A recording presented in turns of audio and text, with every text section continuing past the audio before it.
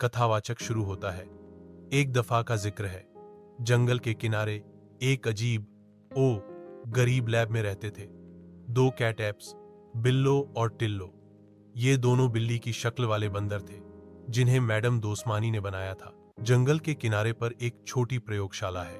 बिल्लो का फार्मूला छलक जाता है और टिल्लो का फर अचानक से चौंकाने वाले गुलाबी रंग में बदल जाता है। टिल्लो चिल्लाता है, बिल्लो, तुम्हारा फार्मूला हमेशा मेरा रंग बदल देता है। बिल्लो पलटकर कहती है, चुप करो गुलाबी बंदर, अब तुम जंगल की बार्बी हो। घने जंगल में मैडम दोस्मानी बिल्लो और टिल्लो को खोए हुए बाघ के बच्चे को ढूंढने के लिए भेजती हैं।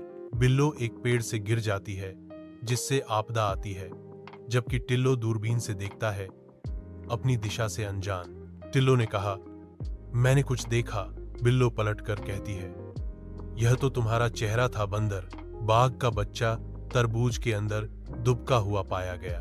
बाघ का बच्चा कहता है, मैं ठंडा रहना चाहता था। बिल्लो सुझाव देती है, अच्छा फ्रिज में चलो फिर।